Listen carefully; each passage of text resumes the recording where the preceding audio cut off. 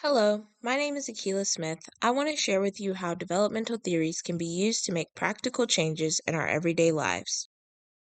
Specifically, I want to talk about how getting out of our comfort zone can push us to try new things and push our development forward.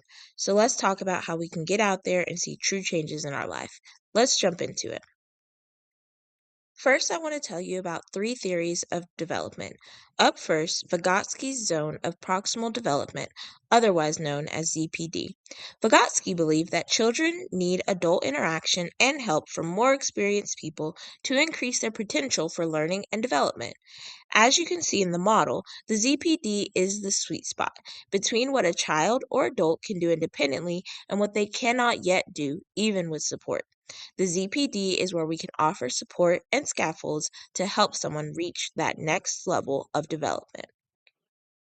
Another theory that can affect our development is Bandura's theory. Bandura was a social learning theorist, and he believed that children and even adults can learn behaviors that are modeled for them by others. Bandura's theory is centered on triadic reciprocal causation. This sounds complicated, but look at the diagram. It's really simple, and it means that Bandura believed that the biological and physical characteristics of a person, their behavior, and the environment are all interdependent and affect each other. Finally, we have Bronfenbrenner's ecological systems theory. Bronfenbrenner's theory focuses on how culture and context affect development. As you can see in the model, Bronfenbrenner thought that individuals exist in this nesting of systems. The microsystem is the system closest to the individual and includes the individual's family, friends, school, or work, depending on the age, and possibly even church. Outside of the microsystem is the mesosystem. The mesosystem is best described as the interaction of various microsystems. For example, one's friends may push against the values that are instilled by the family. Outside of that is the exosystem. The exosystem includes the larger context of the community and can also include context that the individual is not present in but that may affect their development. For example, if a spouse works in an extremely stressful environment, they may bring home that negativity, and that could affect the development of their partner or anyone else who is living in the home.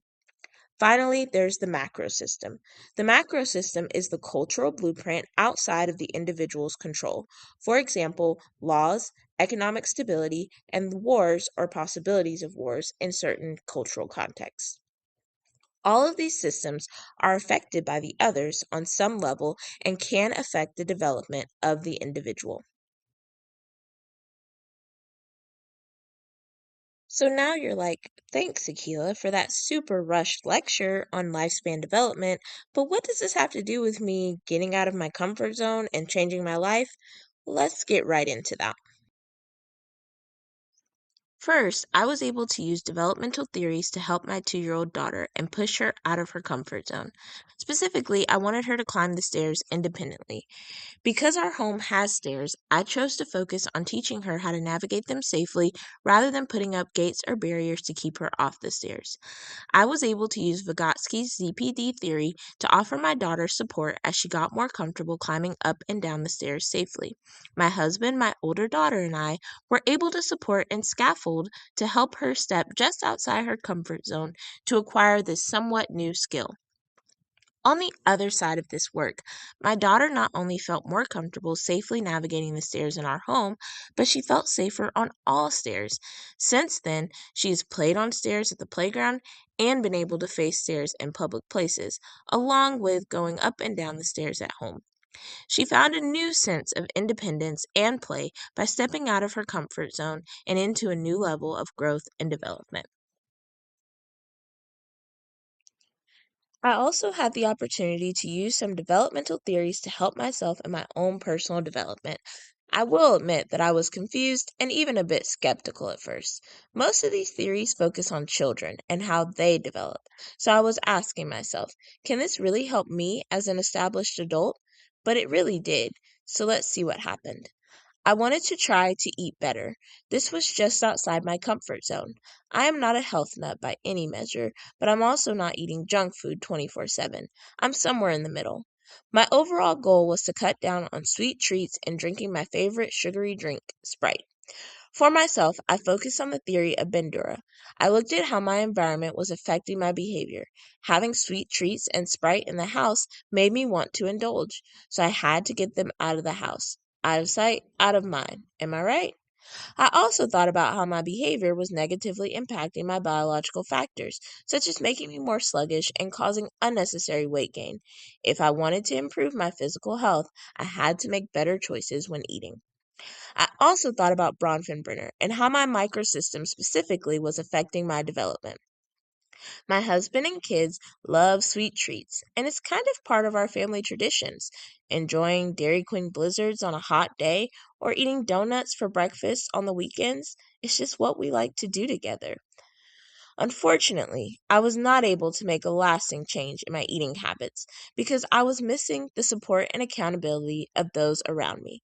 My husband and my kids still wanted sweet treats and Sprite, so of course I gave in and partook with them. Even though I couldn't make the change, I was able to see some important epiphanies.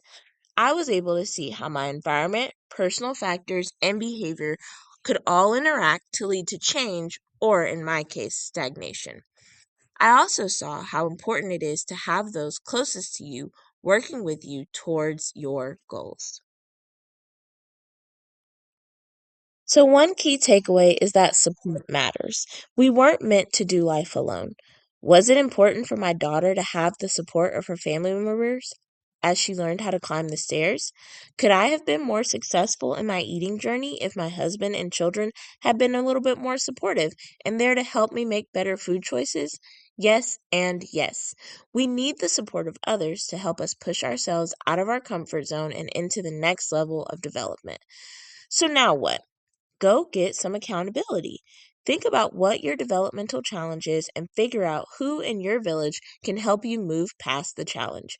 Who can support you in that ZPD sweet spot to do the thing that you can't quite do on your own yet.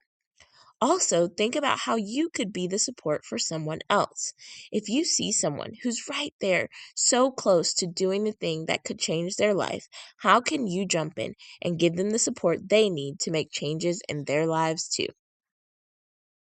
Remember, change and growth are just outside our comfort zones.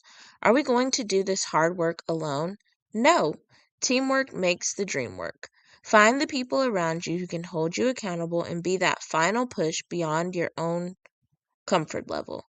You might just be shocked at what lies on the other side of the comfortable boundary you've made for yourself. Thanks so much for watching.